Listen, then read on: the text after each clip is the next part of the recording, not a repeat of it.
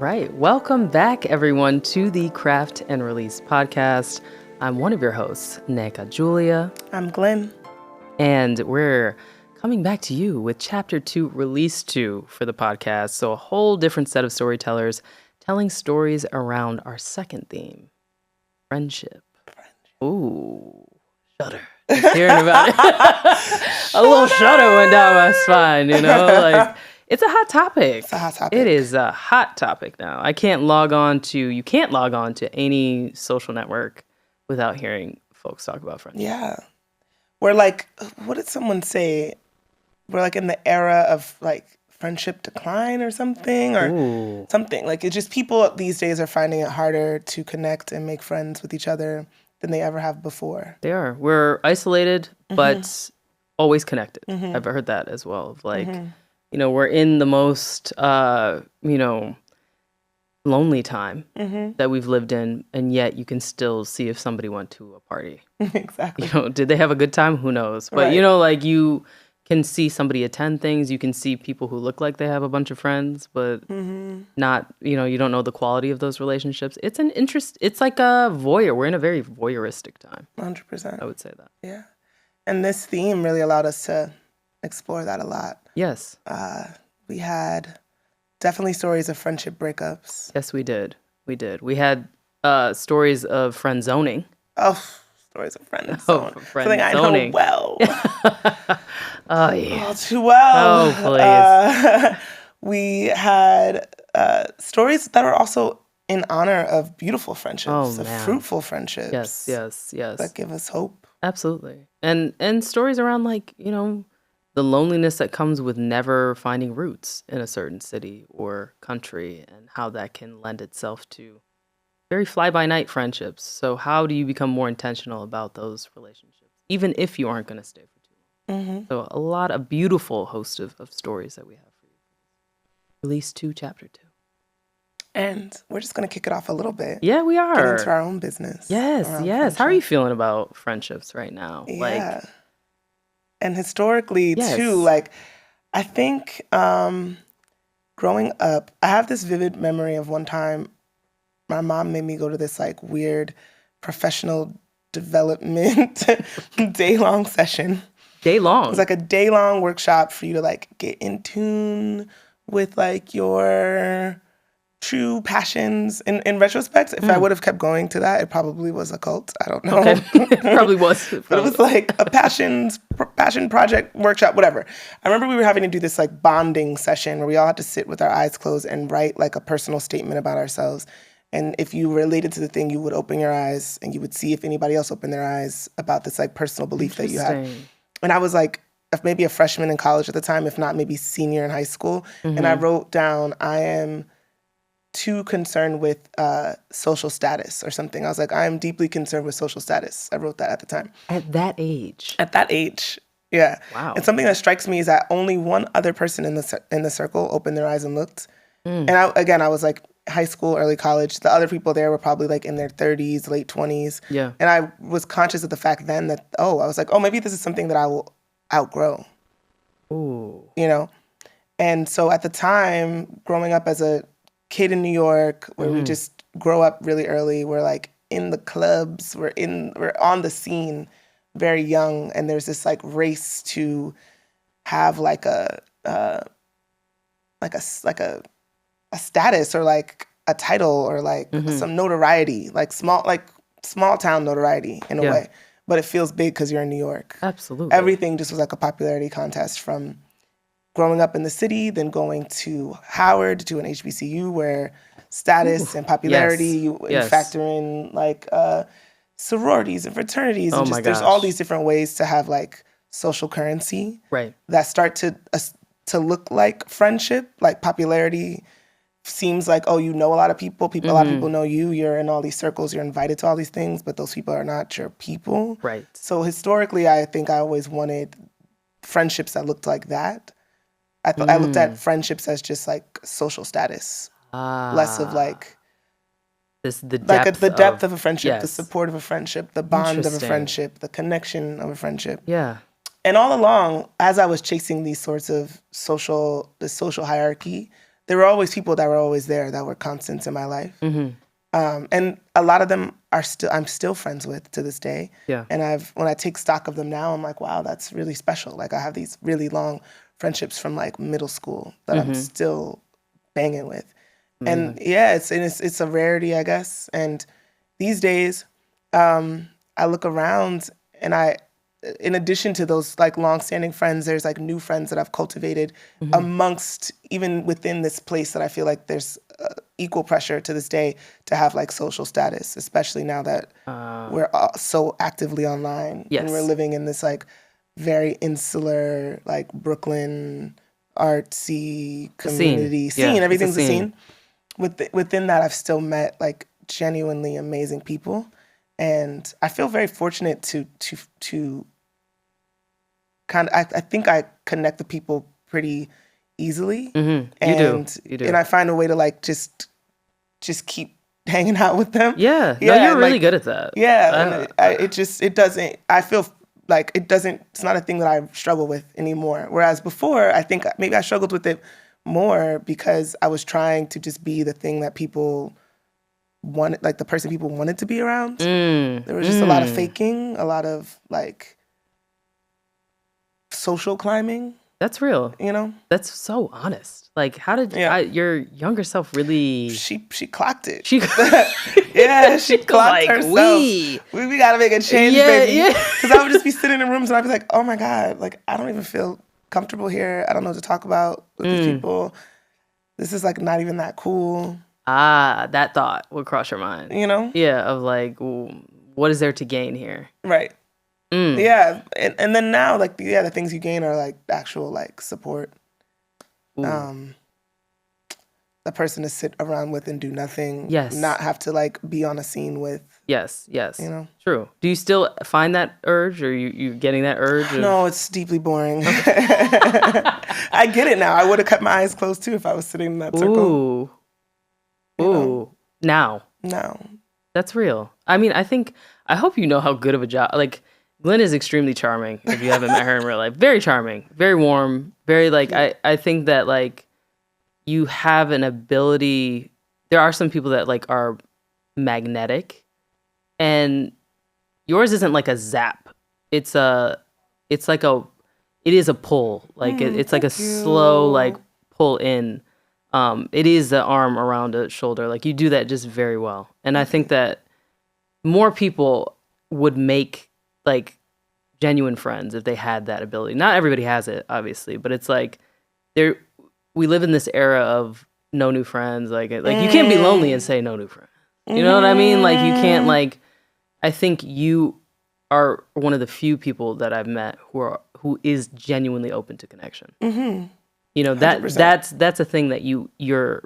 You know, I've never even seen you, even in rooms where we're like, why are we here? You're like, we've been in rooms over the last year where I'm like, why are we? Let's put it that way. Okay. Yeah, like where I'm like, why are you here? And we always end up connecting with at least one person. Yeah. You know, I would say I'm open to the connection, but I think it's tougher to me to get over that hump of like, okay, I need warming up. You're always like, you're always very warm. You're always warm. Yeah. Yeah, I'm like a car that needs to be heated up. yeah, but you know, I think that's hard. What you do is very difficult. People like take trainings and stuff to kind of get where you are naturally. Wow. Truly. Damn. Yeah, it's true. Yeah. What about you historically, relationship to friendship? Historically, it's like I've always had. It's been weird. I always find myself in like friends. It's me and like two other people. Like historically, it's always a trifecta or whatever they call it now. Labels now. It's like from kindergarten, I had two friends like that I really rocked with. To middle school, two friends that I really rocked with. To high school, a couple more friends that I rock with because of athletics and stuff like that.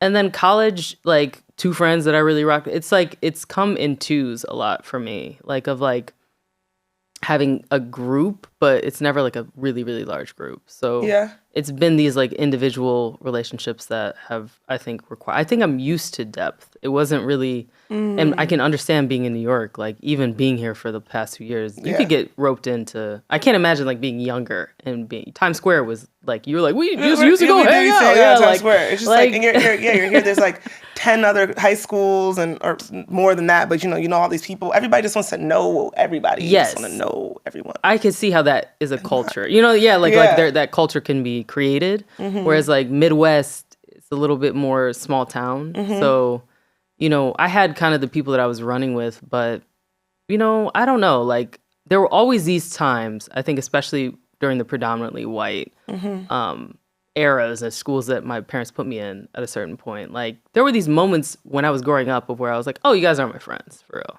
You know, like, yeah, like, it's like, there was always, I don't know if you've seen Little Fires Everywhere. Yeah. Oh. Where, Carrie was like, she's going to disappoint you. Yeah. You know, like that moment in the clinic where the little black girl realized, like, oh, you don't, you know, this is not real. This is not real. So it's like I had those very distinct moments of like thinking people were my friends, and they're just like, oh, you're racist.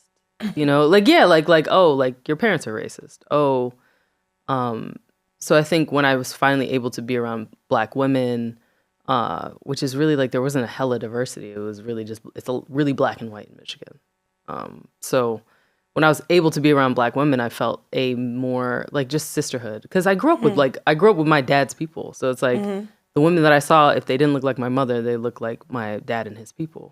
So that's where I've always felt the most comfortable. Yeah, that would be really challenging. Yeah, because you mentioned on our previous episode that there were not many. No, for you. No. So I'm so curious about those types of dynamics when you're in like a trio friendship, because I've had that before. Did it fall apart, or did it? It's tricky. Yeah, people say it's toxic. That's it's toxic. They said like two people are always closer than, and there's always one odd man out. Every time. Yeah, like it's true. It's true. Time. Yeah, it's true. Like, and that was your experience? Yeah, it was. Like, I think like with, it always ended up. Like, there's two friends that I had in college. They're still friends. Like, I'm not friends with either. So it's like they maintain their closeness in their relationship. But like, even, you know, pre my wedding, I introduced two friends, and I think they're cool still. Not cool still. I think they both are whatever that is. They both are whatever that is. But like, I think that I find more joy in my one-to-one relationships. I love bringing people together. I don't think like I have friends that I couldn't bring in the same room and we wouldn't all have a good time.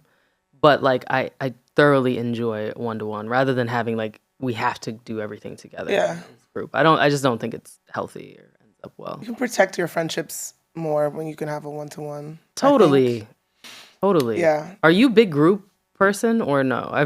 Was it historically like one-to-one or four of you or?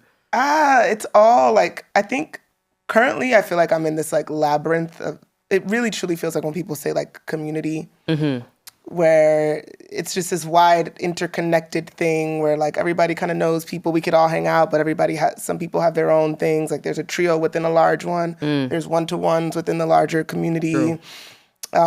Which is really interesting because I feel like I've hit my stride where all the people that I've met are so like-minded and compassionate in the same way and smart and curious that like, yeah, we could all kind of connect. True. But I do remember in my 20s looking up and realizing that I was in like a girl group and being very opposed. Really? Yeah, I was like, I would like scream sometimes. I'd be like, I don't like groups. I don't want to be in this group dynamic. Like we were like a group to the point where we were doing like matching Halloween costumes, all of this stuff.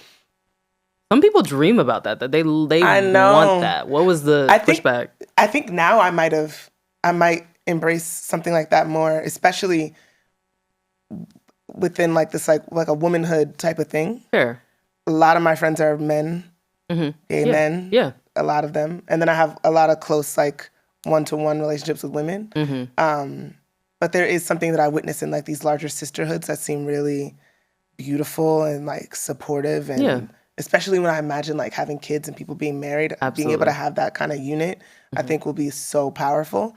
But at the time, I remember feeling like my identity was being lost by being a member of a group.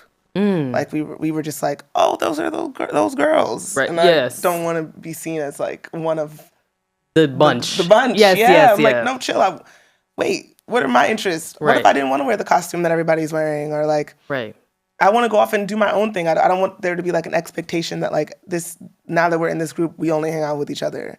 For And sure. we're spending our weekends together, and we're doing brunch, and we're doing this. Oh my gosh. There's a deep safety in that too. I think like there's a security in that. Mm-hmm. But I always wanted to be able to play outside, like, color outside those lines. Like, For sure. who are and that's one thing that I love about this. Like I mentioned, I have this like larger community, but then I have these like truly, I don't want to use the word random, but it's kind of random. It's like, wow. Yeah. Yeah. I have these like these friends over here that Yes. like nobody knows anything about my relationship with those people. Yeah. And like when we hang out, we talk about things that I've never spoken about with like my day-to-day friends. Like Fair. they can like flick on something inside of me that's unique. Absolutely.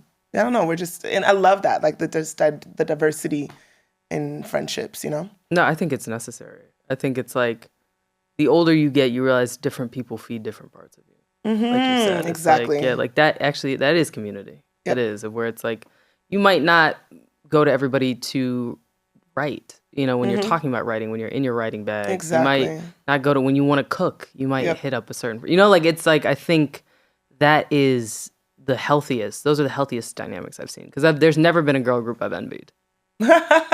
Ever. Like literally whenever I'm like, when I get to see what the The dynamic inner actually workings are always really bad. it's shady. It's just like, it's tough. It becomes, nobody in a cult gets along for real. Yeah, You know no, what I mean, if I think about it now, this group, maybe I fought against it so hard that it could not sustain, but Yes. none of us speak. There were like 6 of us. There's None of y'all. 2 to 3 left that we Okay. still talk. Okay. And some of them have their offshoots, but like, we got matching tattoos. What?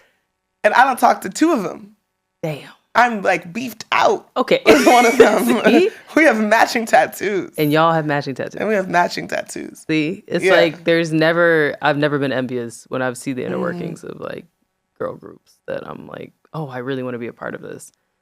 I think we all, when you're younger, you see girlfriends, you see like, you know, like like you're like, oh, it could be great. You see Sex in the City now that I've watched it. Yeah. They had a lot of issues. There was some in that problems dynamic. in that group. Yeah, You know, there was like problems. big problems. Y'all are just, do you want company or do you want friendship? Right. You know? What's the difference? Here's the thing, and let me preface this a little bit because, again, I feel like I have all these like amazing relationships around me, and I've had to think about this year. I've had 2 friends have like very serious like life things that happen to them, Yes. and I count them among my closest friends, and I think they would say the same thing about me. But I had to sit and think and be like, damn, I don't know if I showed up for them the way I could have and should have.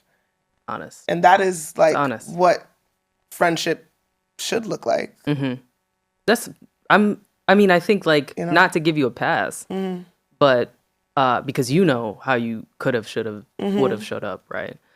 Like, I think even thinking of it is a step in the right direction, to be honest with you. Because it's like a lot of folks would brush it under the rug. I've seen it, like, of where you're like, okay, like, maybe that wasn't my place. And maybe, you know, like you start rationalizing not being there Right. in the way that you 100%. could have. Versus like, I think first step, owning up to that. And then second step, actually having that conversation or issuing that apology. You know, like, because you're going to mess up. Like, these are relationships. You're not going to be perfect. But like, can you, where you do have the mishaps, have that conversation and admit it? Like, plenty of stuff you're able to move past, I think, in 100%. relationships. But it's like, it's that stuff of where they know you didn't really show up. You know you didn't really show up. And it's like, well, is Glynn even my friend for real? Right. And I think being like, yo, I wasn't a friend here, or I could have been a better friend here, that affirms that you actually are trying to be friends. Right. You know? So I think that like, yo, that's, a lot of people don't talk about that. And I think that's what the nuance we wanted to add to the conversation about friendship, of where it's like, it's not these, is it serving me? You know, conversations where you're like, yo, those are areas in which you could have been of service. Right. And how do we show up?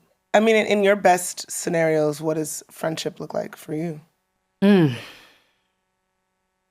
in your dream Great. scenario? I mean, I like friendship has looked in my best scenarios as not just like, oh, are they showing up for me? It's been a challenge to me. Like, I think it has been folks that have challenged the way that I've thought, have challenged the way that I show up. Like, it has been the clearest mirror of myself. Like, you can find a million people you can go to brunch with. Right. Exactly, You know what I mean? Like, that's not difficult. Exactly. That's not difficult. Like, for me, it has been like, can I step up and am I brave enough to hold this mirror to Nneka's face? You know, like, because I know she would do it for me. Like, that has been the most beautiful acts of friendship to me. And also like where there's overlap of where we have joined communities in a way. You know, like it's like I meet your parents, you meet my parents, I meet your people, we meet each other's people. Like that to me, That's so special. It's so special. It is, and it's like it gets even more special the older you get, where you're like you're getting a peek into people's world with every single person you meet. And I think I don't take that lightly. Like meeting your people, I don't take it lightly. So it's like it's culturally even we don't take it lightly. So it's like, you know, there was a beautiful thing that Gabe from Go Take. So like who's like family to us. He lost his dad 2 years ago, about 2 years ago, and it was a big hit to him. And recently he went to something in Brooklyn when he was here where it was like for grief specifically. And so it's like, very small group. They got to actually like talk to people who had lost people, which, they're like, it's a special club. Like you get condolences from people, but you don't necessarily get like this space to talk about these things and not have people feel bad for you, but for them to understand you. So he was saying that, somebody asked him, how do I just deal? Their mother had just died. And he's like, well, when am I going to get over this? And how do I get over this? And his answer was like, hey, I didn't know this until my father passed, but like meeting some of his friends or some of the people that knew him, that's the only way I'm going to add new memories of my father into my life. Yeah. Yeah. He's like, my memories with him are gone.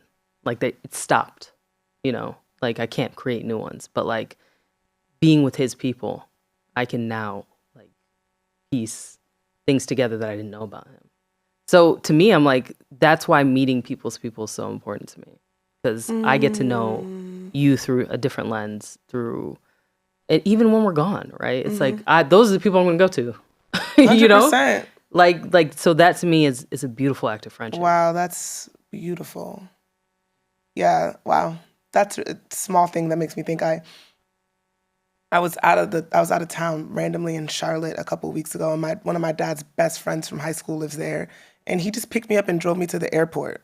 Seriously? And I sent a picture of me and him to my dad, and they just were so happy. Like, my dad was like, that made me so happy that you went and saw my friend. And it was just like, beautiful. It was so sweet. Yes. And I know it meant a lot for me to be sitting with my dad's friend, for him to see like his best friend's daughter. I don't know. Oh my gosh, absolutely. It's a piece of your dad. Yeah, exactly. And then I started to try to imagine what that would feel like one day. One of my best friends is having her first child, and like I'm so excited. It's just insane to imagine. Like a little her. A little her. Yeah.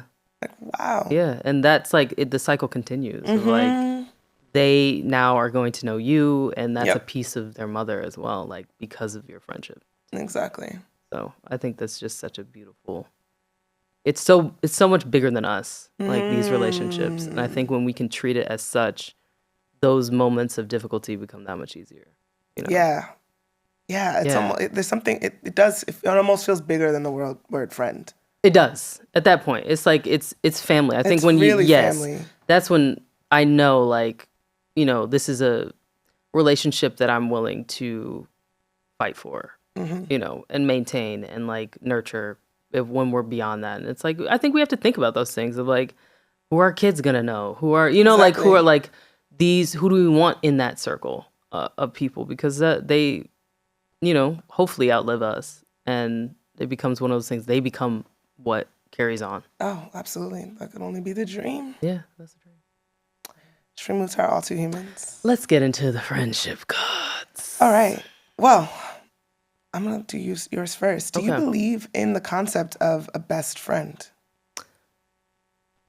I do. I thought you were going to say no. Yeah, I think I was like, I do. I think like, depending on who it's coming from, I believe in it. Like I've met people where it's like, it's just a frivolous term. They use it as in the same way that I've seen like married people use husband or wife, or it's a claim. It's a way to claim. Yes, yeah. it's a way to claim. It's not like, there's nothing behind it. There's no weight behind those words. So for me, it's like if I feel that thing, I have no problem saying it. Mm-hmm. If I don't, then that's not what I'm gonna say. Like, so I really think like there are people in your life where the best friend term, it overlaps with family, it overlaps with sister, it overlaps with like brother. Exactly. You know what I mean? Like those to me are interchangeable. When you get there, it's interchangeable. Yeah. Yeah. So it's like I do believe in the concept of best friend and people reaching that level, but I don't like it as an exclusionary term. Mm-hmm. Like I've seen people wield it where it's like, okay, girl, I know that's your best friend. You know what I mean? Like, yeah, like I know that's your best friend. Like I'm cool. We're not there yet. We might never get there, and that's okay. And that's okay. Just have to threaten your thing. Totally. I've seen it used in that way of where you can tell people are holding on to that language when there's nothing behind it. 100%. Yeah. So it's like, but I do think when there's meaning there, it's powerful. Yeah. Yeah. It just makes you think about like how we first learned that term is not often based on a lot. Like your childhood best friends, it's like, well, my mom is friends with her mom. Yes. And we hang out the most. Yes, so this exactly. is my best friend. We're around each other a lot. Yes. She gave me a toy or exactly. whatever. Let me borrow her colored pencil set. Yeah.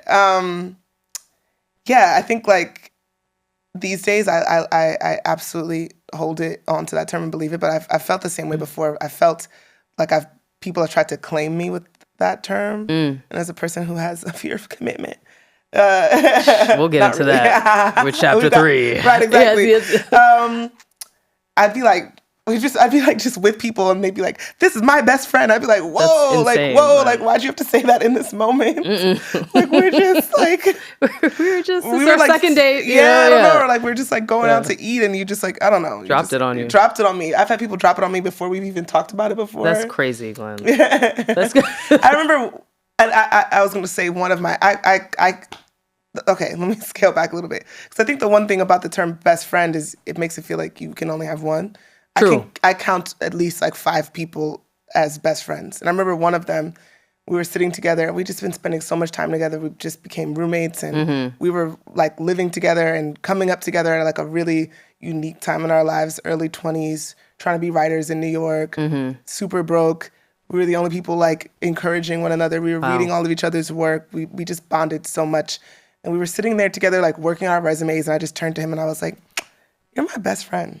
Wow. And he was like, you are too, babes. He said it like so simply and Casually. just went back to like working on this thing. And I was thinking like, damn, how long have you been thinking that? I don't know. It was just a sweet like little moment. But anyway, I say all that to say that I enjoy the term. And to your point, I love how expansive it actually could be. Agreed. Instead of something that makes you feel like trapped within it or like, now that you're my best friend, it means this, or I have to show up in this way. It just is representative of just like the beauty of your friendship and like how highly you regard it. For sure. And if anything, most of my actual friends are my best friends, actually. And anybody else is like there you go. They're like an acquaintance. Yeah. I like that. I've never heard that said before. I think that's absolutely true. You're right.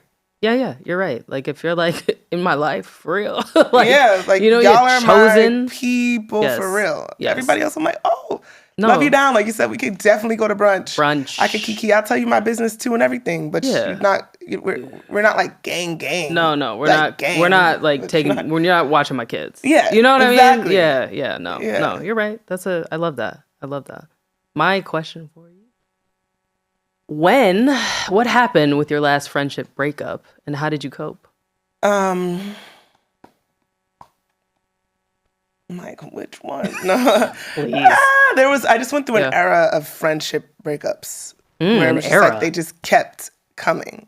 Really? It was all this fallout from this like at this The group. girl group I Yeah, spoke yeah. about earlier was kind of at the nexus of all these other little like offshoots of friendships and just wasn't good. And we were 20s and messy and immature and all these things. And I had like a best friend in the way that like maybe the term wasn't appropriate or was just like it put a lot of pressure on how we related to each other and we were always together. Damn. And we probably loved each other too. So that made it like a little complicated. Okay. No, that's fair. And yeah, I think for those reasons, just like certain little things that seemed small to me became big.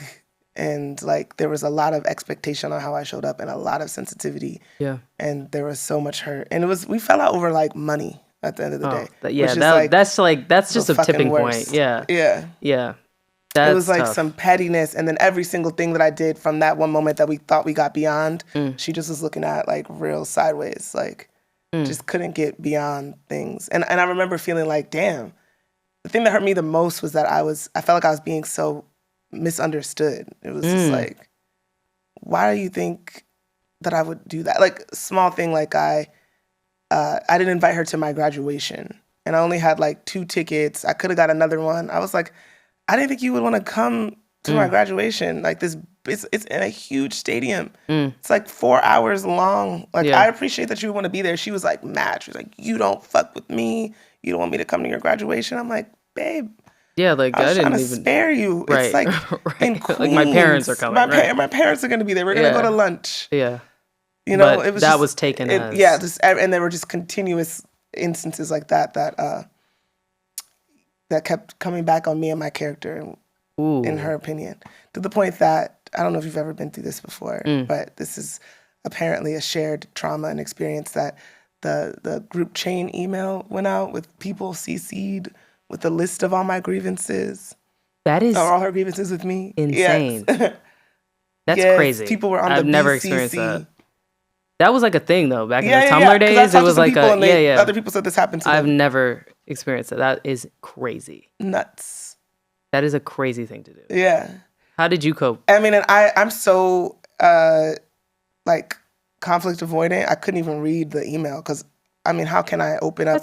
That's why didn't she just send it to you? Yeah, that's yeah. I mean, it was like long. Wow. I deleted it and just never looked at it. Blocked. Done. That's the healthiest thing you could Never have done. spoke Again. Never. Do you ever check in on how she's doing virtually? I have. Okay. It's very interesting. Okay. But I've run into her before one time, and I have to laugh now. Then I couldn't take it, but she's just so who she is. We were like at some party, reaching to go get a drink or something, and she like purposely reached around me, like bumped me. Knew how to push my buttons because she knows I'm a little bit scary. Yeah. And I'm like, damn, if anything, she does know her friend. Like, That's that real. was just something that real. felt like kind of true to it pissed me off, but it was kind of true to our dynamic. Like, wow, she really knows me. And I knew she would do that. And she knew how I would take it. I'm so much better without the relationship. I'll say that. That's honest. Because we were so Enmeshed.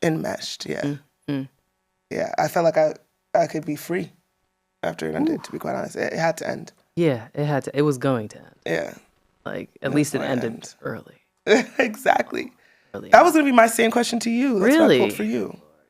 Got 6 minutes. You're like, how much time right, you this got? is a saga. Yeah, like, the last one occurred during my wedding, around my wedding in 2019. So I still have yet to tell this full story, but yeah. She was one of my maid of honors, and so yeah, it just was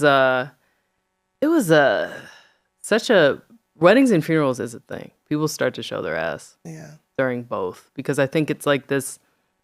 And she had stated before the wedding that it's like, oh, you're joining this kind of special club of married people. And I was like, that's really not it. You know what I mean? Like, I'm still me throughout Wait, this entire what? thing. Yeah, they're like, you're going to be a part of like the married club now. Like little comments like that were made. And I was like, Oh, okay.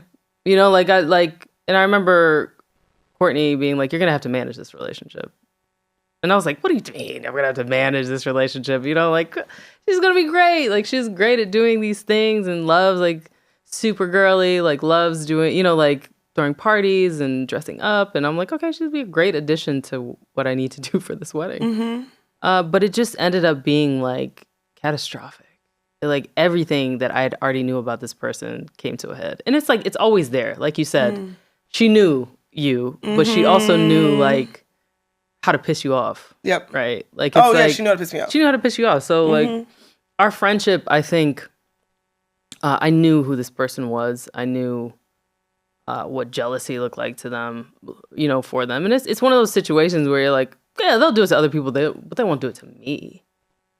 And then they do. And then they do. do. And then they do. You know what I mean? Like, then they do. So it just was like, I think by the end of it, I've had a lot of friends, I think, in my life, like previously, that I don't mirror them in terms of how I show that I'm sad, how I show that I'm angry, how I show, like, I've had some hyper emotional, like outwardly emotional friends where I cry too. Like, I get in my feelings too. I get sad, angry, all that. But like, I have had to emotionally regulate from a very young age. So it's like, I don't blow up on people for real. And if I do, getting there took a lot for me to get there. So it's like, with this person, they're totally like emotional about everything, where I'm like, girl, this is my one ask of you. You know, like, we have to do your shit all the time. We're doing photo shoots for 8 hours for one, you know, like we're doing everything that you want to do. And like, this time of where you just got to show up a little bit. I'm not high maintenance in that way. Like, and it was impossible for her to meet that need. I'm sure now, you know, yeah, exactly. It was just, there's a bit of narcissism there that I'd always seen, but I didn't think that it would rear its head the way it did. So yeah, eventually I'll get into details. you know, good well, yeah. Yeah, I did. But that, like, how I coped with it, I think, like, I was a bit cold. Maybe I was a bit more cold about it than I would be now. I think, like, it was very much so, like, I'm done with this person. Yeah, like, I felt it more. Yeah, I think like now I would be. I don't think there was a lot of conversation that could have been had, and had there been like a different result, I think like our friendship was probably gonna dissolve either way. Like, you're looking at it like, just like in hindsight, you're like, this wouldn't have worked. But I think there probably would have been more warmth around it had it not been at this like peak moment of my life. Like, if we had a falling out outside of it, then there probably would have been ongoing conversation. But because it was this, I was like, I don't need to talk to you again. You know, that was it for me. And I think I would have been open to more conversation now. And even though it would have been best friends anymore, like, I think we would have at least maybe. You think you could have worked beyond it? Interesting. Yeah, I think it would have been interesting. Yeah, not so much like I'm not. Now it was a chop. Yeah, it was a chop. You know, and I think that really affected her in a way that, like, I got time to process that decision. You know, whereas like when you're on the receiving end of it, the processing is different. Yeah, I mean, you're given no choice. Exactly. So, yeah, we could talk all day about friendship. Damn, we could talk all day about friendship. But you're in for a treat with these stories from. Just incredible poems to pieces written from all the nuance that we just discussed in this episode. So we hope you all enjoy Release 2, Friendship, and all the stories that you're yet to hear, but going to hear this evening. Not this evening. This evening. That you're going to hear right now. Yes. Yeah. Friends to friendship. To friendship.